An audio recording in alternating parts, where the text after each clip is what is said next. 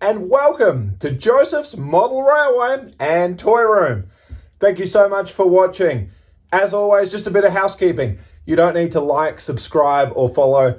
I'm just putting the videos out where I can and having a jolly good time doing so. Today's video is not about being in uncompromising positions like I am now. It's about discussing something I can't find much information on regarding wiring dual point motors together. So come and join me now and check out what it's all about. Let's try and keep this one a nice and simple and reasonably quick video because there's not much to discuss here. As mentioned before, I have bought the DCC Concepts Alpha control panel system, of which I have this wonderful control panel that allows me to control any 12 points as required. I also then purchased the 12 pack of point motors. So 12 points was always going to be pretty much the amount I would need on this particular layout. This of course does not include the fiddle yard down below. We're going to do something a little bit different when we eventually get to that in quite some time. There is an opportunity that may turn up certainly in the next month where it may allow me to add an additional section that might need 1 or 2 points. So what would I do? I'm certainly not going to justify the cost by purchasing another controller, but as mentioned before, we can have multiple ones daisy chained together. I love the idea of this control panel because I have access to effectively the 12 points that I need. And on most people's layouts, that is exactly what's going to happen. We're going to have a point here, a point here, a point here, and motor, motor, motor, switch, switch, switch. But hang on a minute, there's some logic that I can't quite figure out here. Here's a prime example. On this particular section of layout, we have our point coming in on this side, which is coming up from the fiddle yard, and will be known as point number 1. As we move along, we would have point number 2 and point number 3. However, looking at this, why could it not be 2A and 2B? In other words, for this to happen, both points may as well switch at the same time. This isn't a usable siding we can leave any realistic amount of rolling stock left here. So my theory was simply when it's time to throw the switches, as soon as we push them, they would move over accordingly to receive and go on to the alternative track. And when you push the motors again, they would return both to mainline operation. It sounds too good to be true. So what am I missing here? Well, actually, I'm not missing much at all. In the classic days of using the traditional PECO underboard motors and things like that, some of you may have had to have purchased or constructed additional capacitor discharge units that would allow that additional power to throw the points accordingly. And perhaps doing multiple ones, that is what it was all about. The logic in what I'm talking about, I understand, is used by many different layouts, but is something not always discussed a lot. Hence why I'm making this little video today. And particularly with my setup, I can't see why I can't be running multiple point units together on that same channel, if you like, or switch.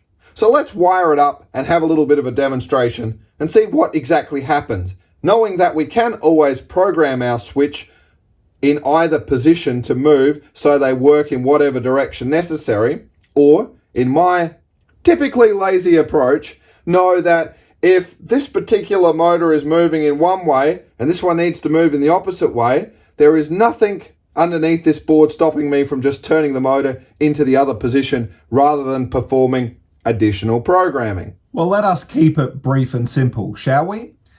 The simple fact is I've got 2 point motors here, and as you'll see from the previous video, I still have left this arrangement exactly as it was when we were discussing about wiring signals to the point motors themselves. So all I did in the demonstration to see if this was actually going to work today was, obviously we had our original turnout motor we were working with in the previous video, and it was programmed to number 1. To which I took another one out of the box and I flicked the programming button, pushed the number 1 series of buttons, and it's programmed to 1. In other words, they're both talking to each other. To further understand the programming of these particular Cobalt digital IP point motors, please see my earlier video where I discussed the simplicity of how they work and how easy it is to program it to any one of these buttons. Well, what sort of demonstration would this be if we don't see it in action? So as always, and I can never specify this tip enough, while it is all powered on, remember, there is a power switch we need to activate over here on our alpha box. So we turn it on, and like magic, we will have a beautiful signal lit up. And I think that's a nice little telltale sign if you've done that to know if it's all wired up correctly. Again, I'm still not quite sure where all of these boxes are going to live on this layout, but I can guarantee you that'll be a video for another day. Right, so we have our 2-point motors at the moment, and as you can see, it has just been added on using the standard cables as mentioned before, where I like to keep black and then red just for the alphabetical order. And again, I could simply follow what I did here to add a series of signals. To make life even easier, the fact that we're going to be driving both of these motors together as one means that for the most part, the signals can just be wired to the one box. In other words, if there's a signal for either section, it comes to the same thing. Because I'm just using red and green signals, the result can only be red and or green. So if one is green, then the other one will be red and vice versa. So we're programmed to number 1. Let's push the button. We're moving, and we've got both moving. Isn't that absolutely wonderful? Let's do it again. Oh, encore, ladies and gentlemen. That's magnificent. That's all I needed to talk about and show you in this video today.